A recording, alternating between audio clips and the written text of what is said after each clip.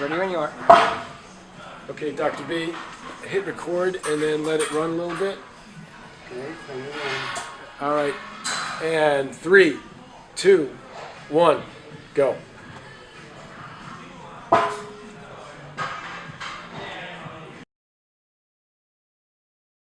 Hi, this is Dr. Bernstein's Diabetes University.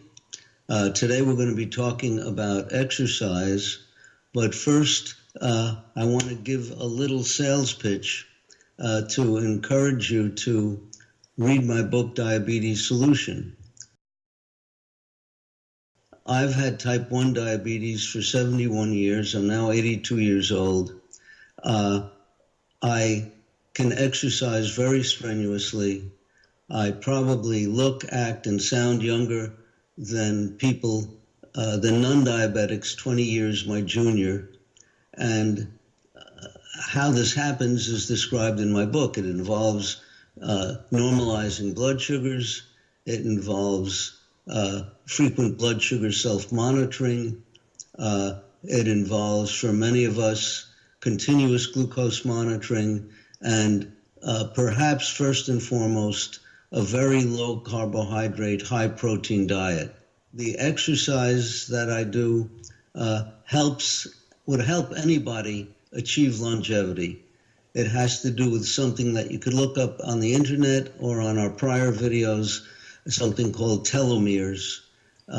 It's perhaps the only way we know of to increase the longevity of our cell lines throughout our bodies. And people who exercise strenuously have younger skin, younger brains, et cetera, et cetera. We're first going to show a video of me doing a triceps exercise.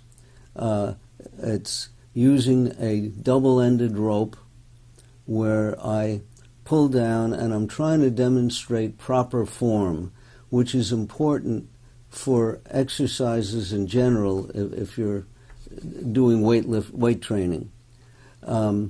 You'll notice that I keep my elbows very close to my body and don't move them. You won't see that my legs are bent. That's very important. I'm almost squatting, but because of the dark background, you can't see that I'm squatting while I do this, practically.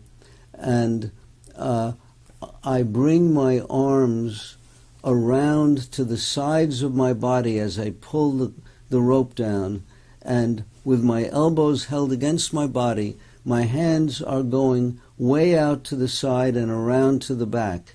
And you can see as I do this that one of the 3 triceps muscles in my arm gets exaggerated. That's the particular one of 3 muscles that is being exercised. Now, the next triceps exercise that I'm doing is with one hand on a grip. And I do it twice, once with the right hand and the other with the left hand. And you'll see again that I'm following very carefully a special form. And each exercise requires a different form, and it's important to learn proper form if you want to get the most benefit. Now here, I again have the elbows against my body, and I'm not moving them, but I'm pulling the handle way, way down and then around behind me. And as it goes behind me, you could see another one of the 3 tricep muscles moving in my arm, in my upper arm. And it's telling you that these exercises are specific exercises for specific muscles. The third video that you're now watching is leg raises. And you'll see blue objects around my ankles. These are little pockets that are holding weights. And I have a total of 2 pounds on each leg. Now, it doesn't seem like very much weight, but if you figure that maybe the whole leg is 15 pounds, this is probably about 20% of the weight of my leg. So I've increased the weight of my leg by 20%. Now, I didn't start doing this exercise with 2 pounds on each leg. I started with no weights. And I started maybe with only 10 lifts.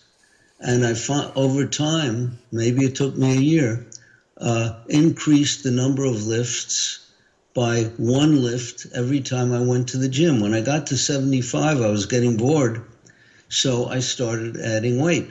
And the first weight I added was a ½ pound to each foot. And when I got over 30 raises, I upped it to a whole pound for each foot. And now I'm up to 2 pounds for each foot. So we're gradually getting stronger and stronger, even though I'm 82 years old. And likewise, with the other exercises, I try to go very slowly. If you replay them, you'll see that I was working very slowly. And after around 80 seconds or so, I lost my strength. I couldn't move. And you could see where I suddenly let go of the handle because I'm wiped out. And that's the ball game. It's called slow burn. There are other names for it. One book calls it Body by Science. And then there's a third name in another book. But the ball game is to pick a weight that you can move very, very slowly, lift very slowly, go up slowly with the weight and down slowly, and finally get worn out between 60 and 120 seconds. And if you last more than 120 seconds 2 weeks in a row, you increase the weight slightly. I bring to the gym a 2.5 pound weight that I slide on the stack if I want to get a slight increase. And I gradually increase over time and get stronger and stronger. The same principles apply to almost any exercise you might do. Now, it's wise to either get a really good instructor to teach you good form for each exercise, or to find a book that teaches proper form for exercises. In my gym, where there are hundreds of people who attend over the course of a week, almost no one has good form. I found 2 people who had good form. One became a close friend. He was an Olympic athlete.